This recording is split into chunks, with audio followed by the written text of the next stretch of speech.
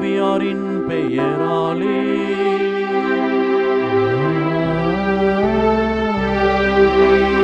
நம் ஆண்டவராகிய இயேசு கிறிஸ்துவின் அருளும் கடவுளின் அன்பும் தூய ஆவியாரின் தோழமையும் உங்கள் அனைவரோடும் இருப்பதாக.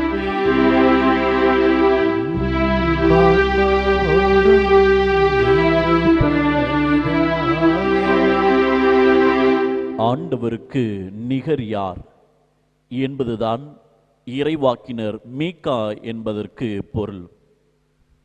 அன்புக்குரியவர்களே, ஆண்டவர் நீதியை நிலைநாட்டுபவர். இந்த மீகா இறைவாக்கினர் எசேயா ஒசேயா காலத்திலே வாழ்ந்தவர்.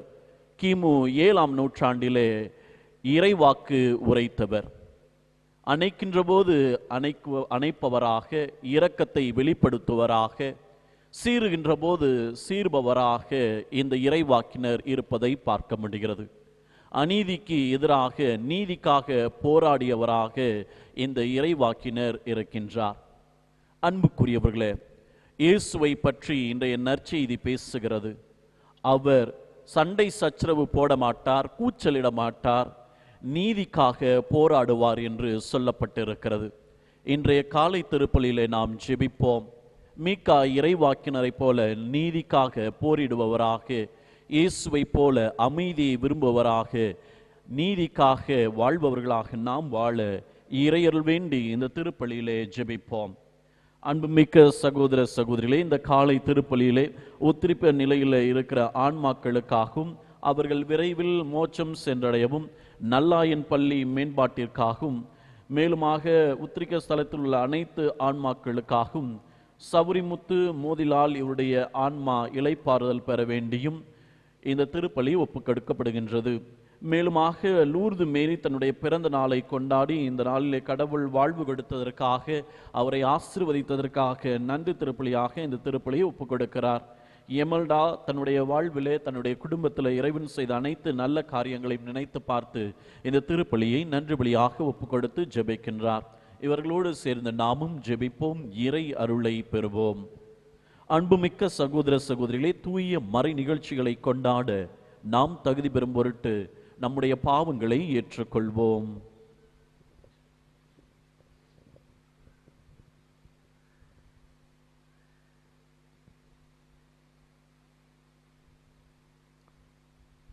எல்லாம் வல்ல இறைவனிடமும் சகோதர சகோதரிகளே, உங்களிடமும் நான் பாவி என்று ஏற்றுக்கொள்கிறேன். ஏனெனில் என் சிந்தனையாலும் சொல்லாலும் செயலாலும் கடமையில் தவறியதாலும் பாவங்கள் பல செய்தேன். என் பாவமே, என் பாவமே, என் பெரும் பாவமே. ஆகையால் எப்போதும் கன்னியான தூய மரியாதையும் வானதூதர் புனிதர் அனைவரையும், சகோதர சகோதரிகளை உங்களையும் நம் நிறைவனாகிய ஆண்டவரிடம் எனக்காக வேண்டிக் கொள்ள மன்றாடுகிறேன். எல்லாம் உள்ள இறைவன் நம் மீது இரக்கம் வைத்து நம் பாவங்களை மன்னித்து நம்மை நிலை வாழ்வுக்கு அழைத்து செல்வாராக. ஆமென்.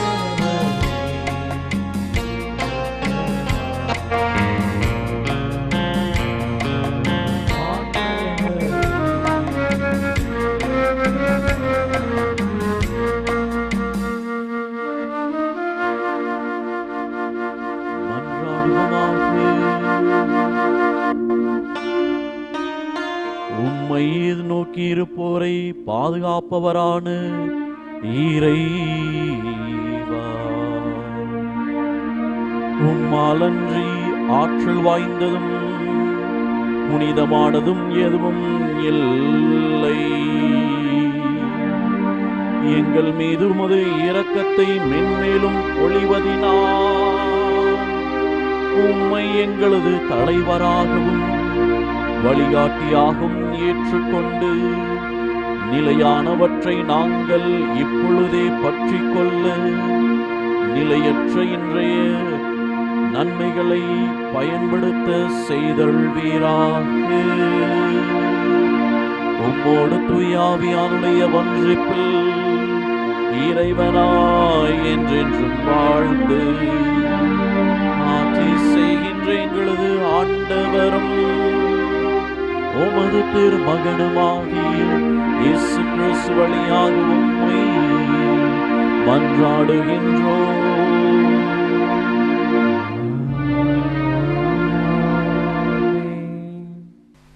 வயல்வெளிகள் மீது ஆசை கொண்டு அவற்றை பறித்து கொள்கின்றார்கள். இறைவாக்கினர் மீகா நூலிலிருந்து வாசகம். பிரிவு 2 இறைவசனங்கள் 1-5 முடிய. தங்கள் படுக்கைகளின் மேல் சாய்ந்து தீச்செயல் புரிய திட்டமிட்டு கொடுமை செய்ய முயல்பவர்களுக்கு ஐயோ கேடு. பொழுது புலர்ந்தவுடன் தங்கள் கை வலிமையினால் அவர்கள் அதை செய்து முடிக்கின்றார்கள். வயல்வெளிகள் மீது ஆசை கொண்டு அவற்றை பறித்து கொள்கின்றார்கள். வீடுகள் மேல் இச்சை கொண்டு அவற்றை கைப்பற்றிக் கொள்கின்றார்கள். ஆண்களை ஒடுக்கி அவர்கள் வீட்டையும் உரிமை சொத்தையும் பறிமுதல் செய்கின்றார்கள். ஆதலால் ஆண்டவர் கூறுவது இதுவே: இந்த இனத்தாருக்கு எதிராக தீமை செய்ய திட்டமிடுகிறேன். அதனின்று உங்கள் தலையை விடுவிக்க உங்களால் இயலாது. நீங்கள் ஆணவம் கொண்டு நடக்க மாட்டீர்கள், ஏனெனில் காலம் தீயதாயிருக்கும். அந்நாளில் மக்கள் உங்களை பற்றி இரங்கற்பாய் ஏற்றி, அந்தோ நாங்கள் அழிந்து ஒளிந்தோமே, ஆண்டவருடைய மக்களின் உரிமை சொத்து கைமாறிவிட்டதே, நம்முடைய நிலங்களை பிடுங்கி கொள்ளைக்காரர்களுக்கு பகிர்ந்தளிக்கின்றாரே என்று ஒப்பாரி வைத்து புலம்புவார்கள். ஆதலால் நூல் பிடித்து பாகம் பிரித்து உங்களுக்கு தருபவன் எவனும் ஆண்டவரின் சபையில் இரான். ஆண்டவரின் அருள்வாக்கு. இறைவனுக்கு நன்றி.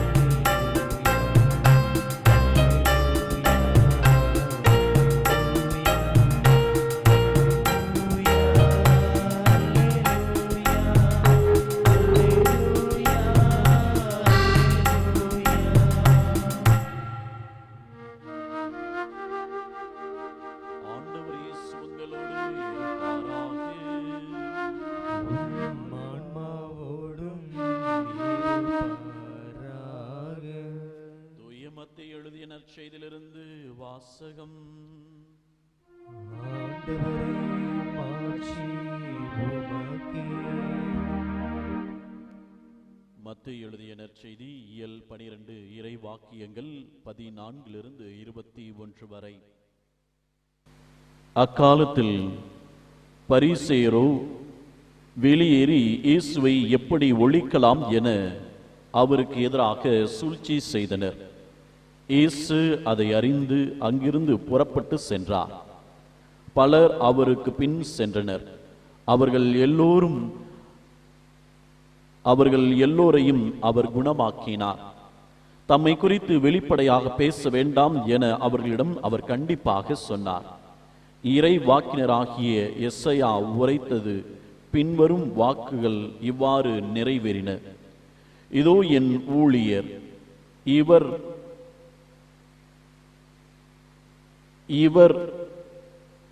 இவரை நான் தேர்ந்து கொண்டேன். இவரோ என் அன்பர், இவரில் என் நெஞ்சம் பூரிப்படைகிறது. இவருள் என் ஆவி தங்குபடி செய்தேன். இவர் மக்கள் இனங்களுக்கு நீதி அறிவிப்பார். இவர் சண்டை சச்சரவு செய்ய மாட்டார், கூக்குரல் இடமாட்டார், தம் குரலை தெருவில் எழுப்ப மாட்டார். நீதியை வெற்றி பெற செய்யும் வரை நெறிந்த நாணலை முறியார், புகையும் திரியை அணையார். எல்லா மக்கள் இனங்களும் இவர் பெயரில் நம்பிக்கை கொள்வர். ஆண்டவரின் அருள்வாக்கு. கிறிஸ்துவே உமக்கு புகழ். இயேசுவின் பின்னால் நானும் செல்வேன், திரும்பி பார்க்க மாட்டேன். நான் திரும்பி பார்க்க மாட்டேன். இயேசுவின் பின்னால் நானும் செல்வேன், திரும்பி பார்க்க மாட்டேன். திரும்பி பார்க்க மாட்டேன். இயேசுவிலே பிரியமான சகோதர குருக்களே, இறை மக்களே, பரிசேயர்கள் வெளியேறி சென்று விட்டார்கள். இயேசுவை எப்படி தங்களுடைய சூழ்ச்சியினாலே அவரை ஒழித்து விடலாம் என்று அவர்கள் கங்கணம் கட்டி கொண்டு இயேசுவிடமிருந்து பிரிந்து செல்கிறார்கள். ஆனால் பார்க்கிறோம், பலர் அவருக்கு பின்பாக சென்றனர் என்று அடுத்த இறை வார்த்தை சொல்லுகிறது. இயேசுவை பின்பற்ற ஒரு கூட்டம் இருந்தது. இந்த நாளிலே நாம் இயேசுவை பின்பற்ற அழைக்கப்படுகிறோம். அன்புக்குரியவர்களே, இயேசுவை பின்பற்ற விரும்புகிற மனிதர்கள் எப்படி வாழ வேண்டும் என்ற செய்தியை இன்றைய நற்செய்தி நமக்கு எடுத்து சொல்லுகிறது. எசையா புத்தகம் 42வது இயல் 1-4 வரை உள்ள இறைவசனத்தை பார்த்தோம் என்றால், அங்கு சைரஸ் என்ற மனிதனை குறித்து, அரசனை குறித்து பேசப்படுகிறது. பார்சீக மாமன்னராகிய சைரஸ் அந்த இஸ்ராயல் மக்களுக்கு விடுதலை கொடுக்கிறார். அவர்கள் விடுதலை பெற்று தங்களுடைய நாட்டிற்கு செல்லுகிறார்கள். இறைவனுடைய கருவியாக இந்த மாமன்னன் சைரஸ் இருந்ததாகவும், இவன் வழியாக கடவுள் மக்களுக்கு விடுதலை கொடுத்ததாகவும், அவனுடைய வெற்றி அல்ல, மாறாக கடவுளுடைய வெற்றி என்று இறைவாக்கினர் எசையா சொல்லுகிறார். அந்த அரசனை குறித்து கடவுள் சொன்ன வார்த்தையை நாம் எசையா புத்தகம் 42வது இயல் 1-4 வரை உள்ள இறைவசனத்திலே பார்க்கிறோம். அதே இறை வார்த்தையை இன்றைய நற்செய்தியாளர் மத்தேயு பயன்படுத்துகிறார் இயேசுவுக்கு. இதோ என் ஊழியர், இவரில் நான் பூரிப்படைகிறேன், இவரில் என் நெஞ்சம் பூரிப்படைகிறது, இவருள் என்னுடைய ஆவியை தங்குபடி நான் செய்தேன் என்று சொல்லுகிறார். அந்த இறை வார்த்தையை சொல்லிவிட்டு இயேசுடைய பண்புகளை சொல்லுகிறார். இயேசு எப்படிப்பட்டவர்?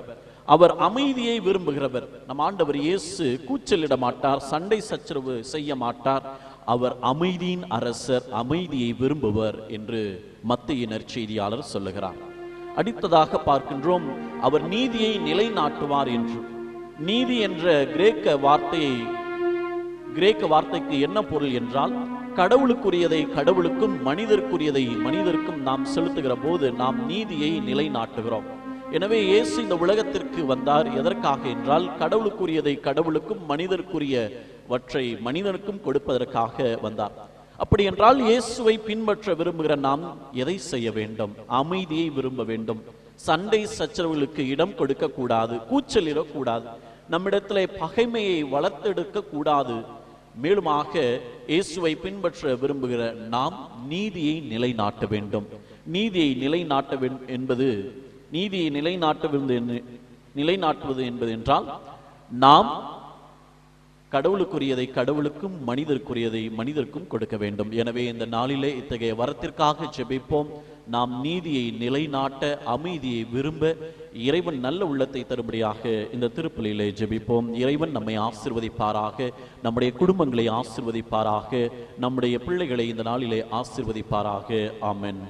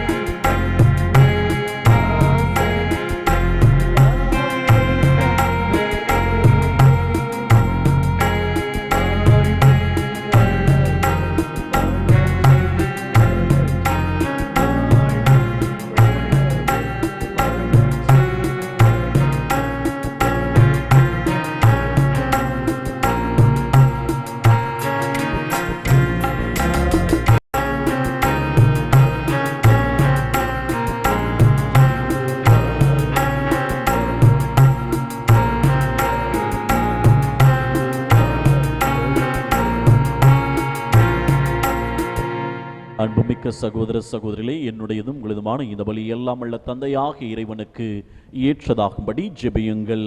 ஆண்டவர் தமது திருப்பெயரின் புகழ்ச்சிக்காகவும் மாட்சிக்காகவும் நமது நன்மைக்காகவும் புனித திரு அவை அனைத்து நலனுக்காகவும் உமது கையினின்றி பலியை ஏற்றுக்கொள்வாராக.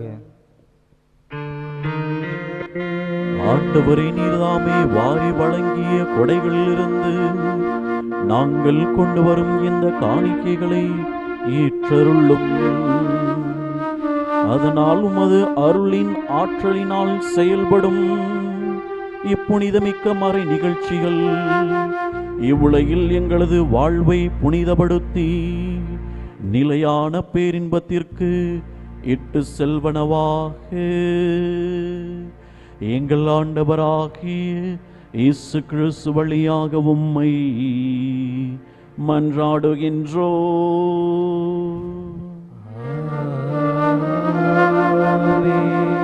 ஆண்டவர் உங்களோடு இருப்பாராக.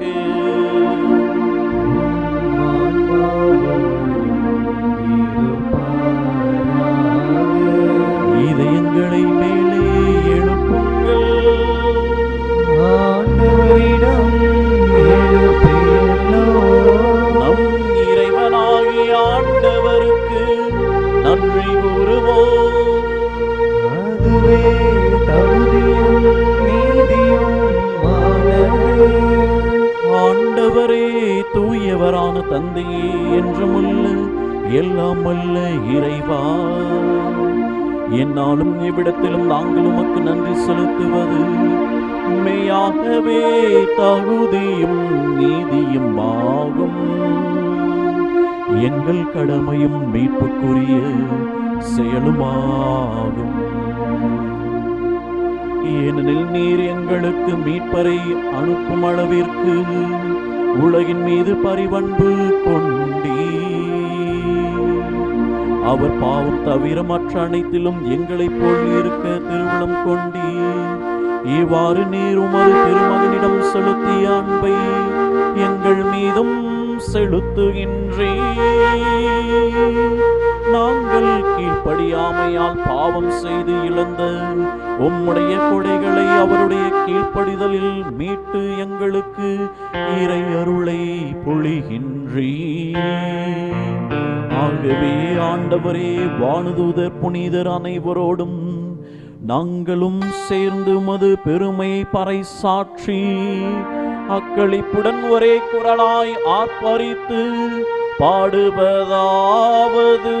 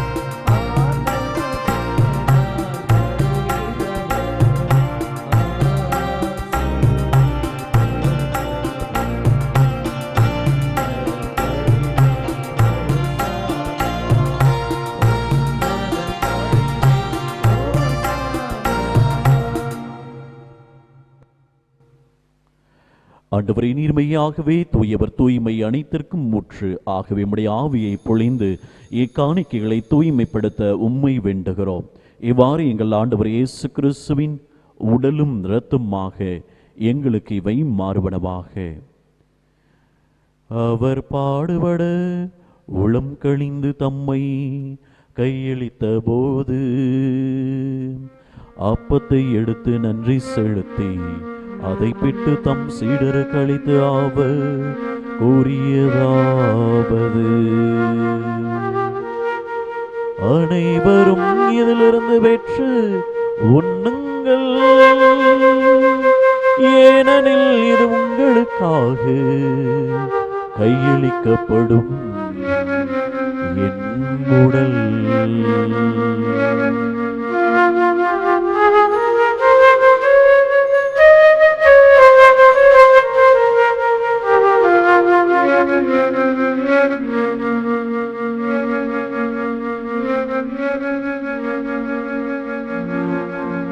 அவ்வண்ணமே இரவு விருந்தை அருந்தியபின் கிண்ணத்தை எடுத்து மீண்டும் உமக்கு நன்றி கூறி தம் சீடருக்கு அளித்து அவர் கூறியதாவது: அனைவரும் இதிலிருந்து பெற்று பருகுங்கள், ஏனெனில் இது புதிய நிலையான உடன்படிக்கைக்குரிய என் இரத்தத்தின் கிண்ணம். இது பாவ மன்னிப்புக்கென்று உங்களுக்காகவும் பலருக்காகவும் சிந்தப்படும். இதை என் நினைவாக செய்யுங்கள்.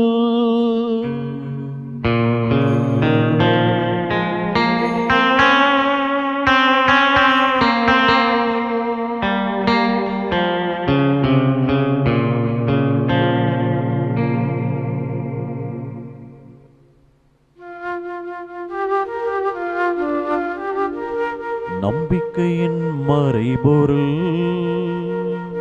ஆண்டவரே, நீர் வருமளவும் உமது இறப்பினை அறிக்கையிடுகிறோம்.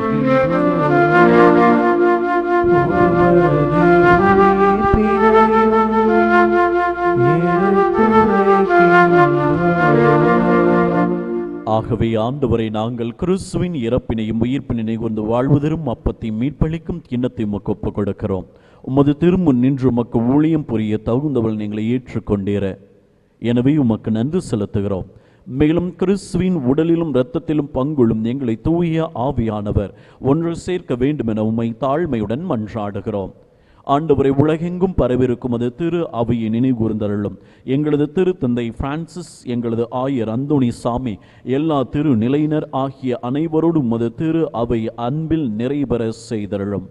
மேலும் உயிர்த்தெழும் எதிர்நோக்குடன் துயில் கொள்ளும் எங்களது சகோதர சகோதரிகளின் இறந்தோர் அனைவரையும் இரக்கத்துடன் நினைகூர்ந்து உமது திருமுக ஒளியினுள் ஏற்றரும். எங்கள் அனைவர் மீதும் இரக்கமாயிரம். கடவுளுடைய கன்னி தாயான புனிதமிக்க மரியாள், அவருடைய கணவரான புனித யோசேப்பு, புனித திருத்தூதர்கள், இவ்வுலகில் உமக்கு உகந்தவராய் இருந்தவராகிய புனிதர் அனைவருடன் நாங்கள் நிலை வாழ்வில் பங்கொள்ளும் தகுதி பெற்று உம் திருமகன் இயேசு கிறிஸ்து வழியாக உம்மை புகழ்ந்தேற்றும் வரமருள உம்மை மன்றாடுகிறோம்.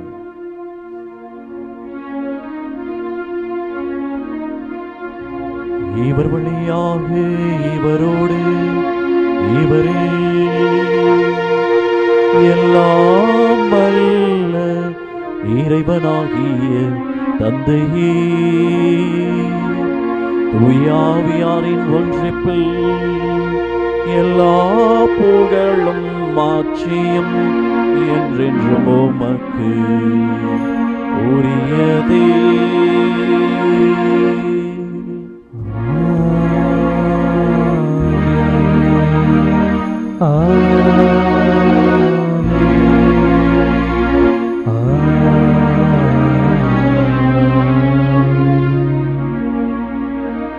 மீட்பரின் கட்டளையால் கற்பிக்கப்பட்டு தெய்வ படிப்பினையால் பயிற்சி பெற்று நாம் துணிந்து சொல்வோம்.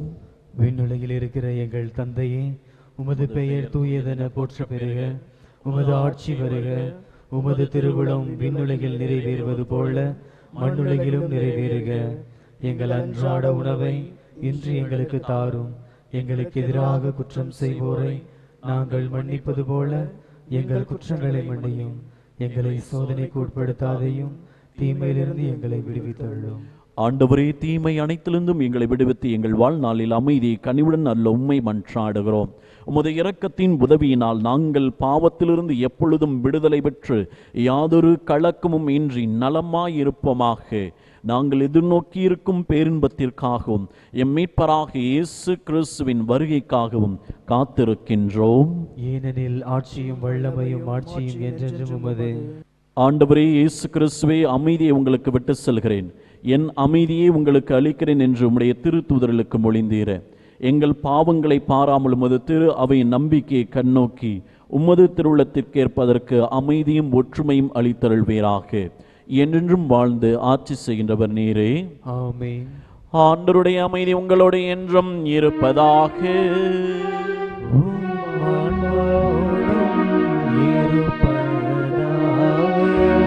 ஒருவருக்கொருவர் நம் ஆண்டவர் இயேசு தருகிற அமைதியை மகிழ்ச்சியுடன் பகிர்ந்து கொள்வோம். உலகின் பாவங்களை போக்கும் இறைவனின் செம்மறியே, எங்கள் மேல் இரக்கமாயிரும். உலகின் பாவங்களை போக்கும் இறைவனின் செம்மறியே, எங்கள் மேல் இரக்கமாயிரும். உலகின் பாவங்களை போக்கும் இறைவனின் செம்மறியே, எங்களுக்கு அமைதி அளித்தருளும்.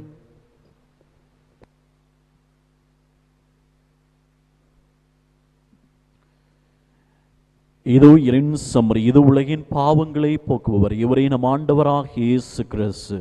அமைதியை நிலைநாட்ட நீதிக்காக போரிடுகிற நம் ஆண்டவர் நம்மை தேடி வருகிறார். இவருடைய திருவிருந்திற்கு அழைக்கப்பட்டுள்ள நாம் அனைவரும் பேறு பெற்றோர். ஆண்டவரே, நீர் நிலத்தில் எழுந்தருள நான் தகுதியற்றவன். ஆனால் ஒரு வார்த்தை மட்டும் சொல்லியருளும், எனது ஆன்மா நலமடையும்.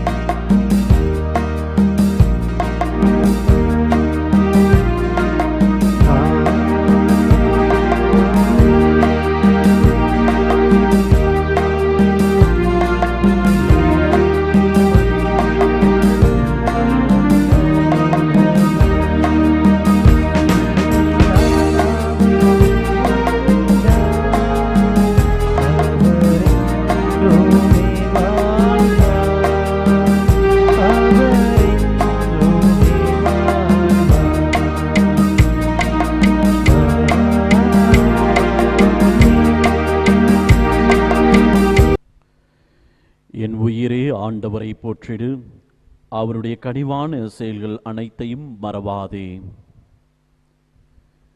நன்றி கூறி மன்றாடுவோமாக. ஆண்டவரே, உமது திருமகனுடைய பாடுகளின் நிலையான நினைவாகிய இத்திருவுணவை உட்கொண்ட நாங்கள் உம்மை வேண்டுகின்றோம்.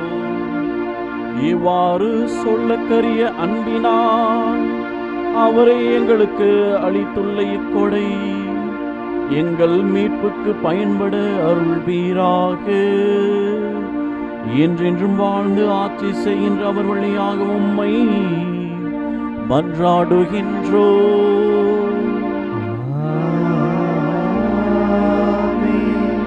ஆண்டவர் உங்களோடு இருப்பாராக.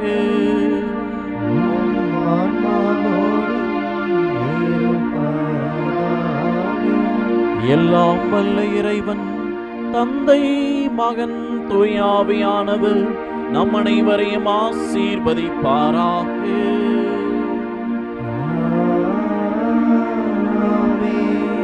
சென்று வாருங்கள், திருப்பலி நிறைவேறிற்று. இறைவனுக்கு நன்றி.